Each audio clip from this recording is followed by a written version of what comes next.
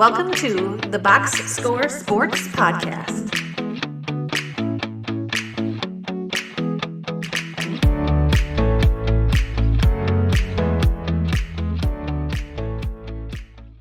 Welcome back, everybody, to the Box Score Sports YouTube channel. I'm your host, Ryan. On today's clip, what we're going to do is we're going to continue our NBA previews, and we're going to talk about the Philadelphia 76ers. We're going to talk about what of their season coming up.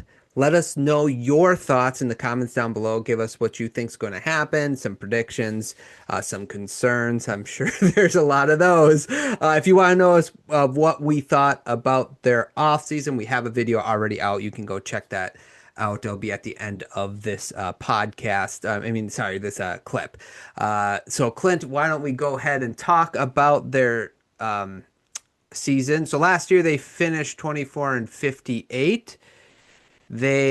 Drummond stayed, Kyle Lowry stayed, Kelly Oubre stayed, Quentin Grimes stayed. They added Trendon Watford.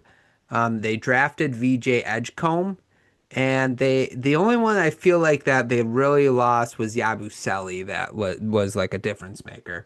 So with that in mind, Clint, what do you think is the biggest strength, or what are you most looking forward to when it comes to the 76ers this season? The Sixers have a good combination of veterans and younger guys.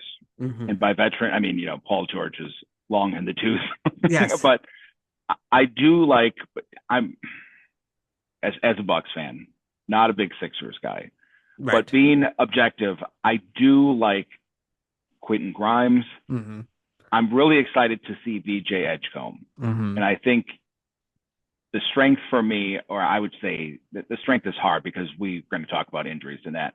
I'm looking forward to see what they got out of Edgecombe, McCain, Grimes, and if Maxey can move from more of a scorer to adding some better facilitating, because I think he's been limited with the injuries to just have a green light. And it's kind of, I feel, stunted his growth as a point guard, right, to be able to facilitate more of what they would need with a healthy roster. Yeah, I agree. I was watching him last year when they even like at the beginning of the season, it was just like he wasn't looking to create as much as he should have versus like getting his own shot. That's what sort of his focus. But you're right, it was a lot of the injuries, the weirdness of the roster, not knowing who's playing from day to day. So it would be nice to see that if that developed. I have guards as well, so like the guards I think is a strength. There's Maxey, Edgecombe, McCain, and Grimes, and Lowry being like the third option at a guard.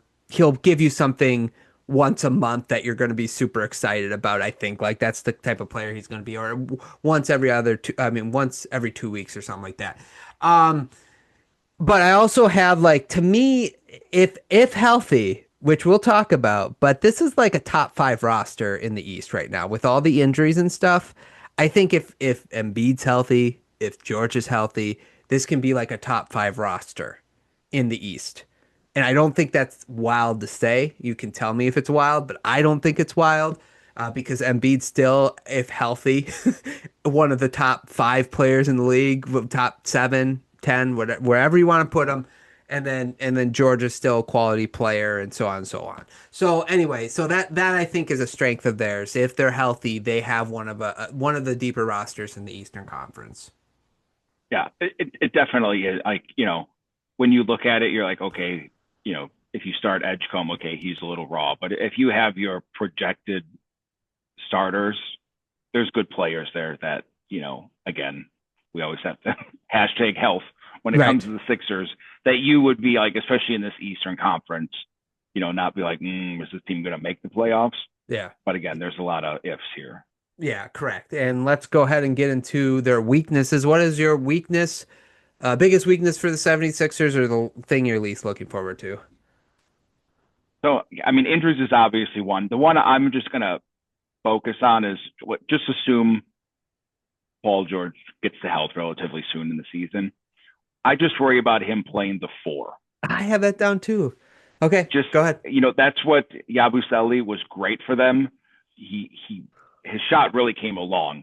and he's physical. He's a bruiser. He would go get boards, and that's what you need. And Paul George may have been that at one time. He's not so much now, right? No, He's not going to right. go in there, bang around. I always think of, like if he's going to play the four, obviously as a Bucks fan, like who are you putting on Giannis in this lineup, right? Hmm. Embiid, Right. you're probably not going to want to, especially, right now, maybe if you get into a competitive, if you got into a playoff series and he's healthy, you're certainly going to go for it. I just worry about Paul George playing the four and the rebounding. Embiid's not a great rebounder. George isn't a good rebounder. Kelly Oubre can, but he's going to be playing the three, so he might be a little away from the hoop. That would be a kind of a niche worry that I had. Yeah, I don't know why, but like teams all like even the Clippers did this from time to time. They put Paul George at the four, and it's just like he's too slender. He's not a four. You're wearing him out, and he's already like has injury problems. So why are you making him play like a more physical position, being undersized? It just doesn't make a lot of sense to me. So I had that down too as just I just don't like him at the four. I'd be much more comfortable if he was the three and like Oubre was the two or Oubre was the backup three, and you had an actual four, that would have been good. The other worry I have, or I think weakness, is backup center. Andre Drummond was just not it last year. And I thought maybe it was a good signing because the end of the year before, he actually had a good year with Chicago. And so they signed Andre Drummond. I'm like, oh, that's actually a solid backup. He'll be able to play from time to time, and just last year he just was not it. So right now they have Adam Bona as his, and I have no idea who that dude is, but he's 6'10". So we'll see what happens if that's the true on the depth chart. But I'm worried because like you don't want to put a lot of wear and tear in Embiid. So if he's healthy, you want to help him keep healthy, and your backup center is just not good either. So the lack of rebounding is a big concern, but it's because who you have playing as your four plus who's your backup center, which I just don't have a lot of confidence in. Yeah, Boner's just a young, like, kind of energy guy. He showed Hmm. some flashes. There was the game in Milwaukee last year that I went to, Oh, and I that's think right. he put Okay. up like a 12 and 15 game or a 20 and 15 game. Like there's some flashes there, but it's hard to tell. Last year was such a project year, but I think they should probably play him over Drummond and just see what you have. Agreed. Yes. Yes. Agreed. Because at least you get the energy, but like sometimes, especially towards the end of seasons when you're on a team that's not really good, you can put up good stats because teams don't take you seriously. So like it's one of those things we'll see how he does when he's especially early on in the season. Let's see here. Biggest question for you when it comes to the 76ers. It just has to center around Embiid. What are we getting? He looks like he trimmed down quite a bit, which I guess better late than never, but we'll find out. Again, very good player, even if you don't like the way he he perhaps plays. Top 10 player. Can he get that form back? He played that preseason game, looked fine. Still worries, he took a lot of mid-range shots, which he's good at, but those kind of come and go. So you worry about the ability to not only just stay healthy, but is he going to get in there, bang around? Is he going to rebound? Is he going to be able to protect the rim? And want to fall down. So I think it just centers around Embiid. If he can be 80% of his top line, as you said, you have a good team here. If he's not, it's kind of like a sunk cost at that point. Yeah, no, I mean that's the big question. I just put health. I know it's kind of like the obvious answer, but it's the obvious answer for a reason because Embiid, if he's healthy, if Paul George can stay healthy, I think this team could be pretty interesting, especially playoff time. But you need them both to survive the season. You need them both to stay healthy. So that's the big question because I think the health will equal whatever measure of success you'll find. That's, could you imagine like if Embiid's out for like 30 games and they have to play Bona and Drummond at rotating center? That'd be rough. Yeah. Yeah.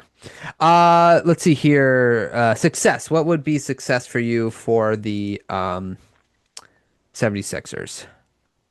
I mean, obviously, if you want the Sixers to be good, if you're looking at like, hey, we got Embiid, we got Paul George, can we put it together? It's obviously his health, even more so than Paul George, because I think, right, agreed. Even yeah. even if Paul George played 65 games, you'd be a better team, but you don't have the ceiling against especially the top 3 or 4 teams in the East. You're probably not going to beat them. So I would like to see Grimes, McCain, Edgecombe. What do we have? I think success is figuring out if Edgecombe is legit, like we've seen. I mean, that goes a long way for the future of this team.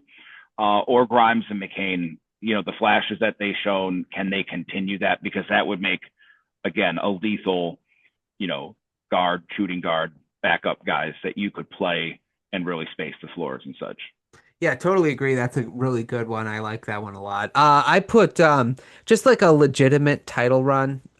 This is why you got Paul George. This is why you have Embiid, as you're looking to make a title run. The East is not that, it's not that strong. And I don't think they've ever been to the Eastern Conference Finals, right, with Embiid. So like just a legitimate playoff run, including the Eastern Conference Finals, I think would make a successful season for them as well. Because I think if they fall short of like first round play-in and they don't get to the playoffs, it's like it might be that time. So they kind of need to. I would agree. If you're thinking of this team as a whole, it almost has to be this year or bust, because Paul George isn't, even if Embiid gets a little healthier, if Paul George ages out and you don't get some of these things answered, you're like, what are we? Especially if Tatum comes back and Halliburton comes back, next year, you're like, all right, well, we're not moving up in the likelihood here. Correct. Exactly. Okay. Prediction. What do you predict for the 76ers? I'm going to hedge it. I'm going to have them as a play-in team. I have it too. That was such a cop-out. Losers. It was just, I even think this year, barring the health of McCain, Grimes, it's, Maxey, I think in the East, you would be probably not a lottery team anyhow if Embiid can't play that much. But, if you can get half the games out of him, I think you could be competitive enough to lock in a play-in spot. Yeah, and I think like if the goal is to get to the playoffs healthy, you'll probably might lose a couple games with like rest, right? So 7th, 8th seed is still playing. So yeah. Okay, anything else on the 76ers? That's just luck. Yeah, exactly. It's a total flip of the roll of the dice, flip of a coin. You never know. It could either look awesome, and you might have stretches of the season where you're like, this is it, and then it could fall apart the next day. Yeah, exactly. I did put like a weakness. I had day to day is a weakness that I'm not looking forward to for the Sixers, because I went on their depth chart and it updated since then, but it was like day to all these players, and now it's all out, but my point is like that's really what you're going to be living in if you're a 76er fan, is just seeing day to day on all your players, and it's going to be a rough to see that every day. Okay, man, anything else? No. Okay, well, thanks so much, Clint. Thanks, everybody, for listening. Let us know down in the comments down below your predictions, what you think is going to happen to the 76ers this season. Thanks so much for watching. Please like and subscribe, and we'll talk to you guys real soon. Thanks so much for watching this clip of the Box Score Sports Podcast. I hope you guys enjoyed. If you haven't yet, please subscribe to our channel. Follow us on Instagram and Twitter or X, and we'll talk to you guys real soon. See ya.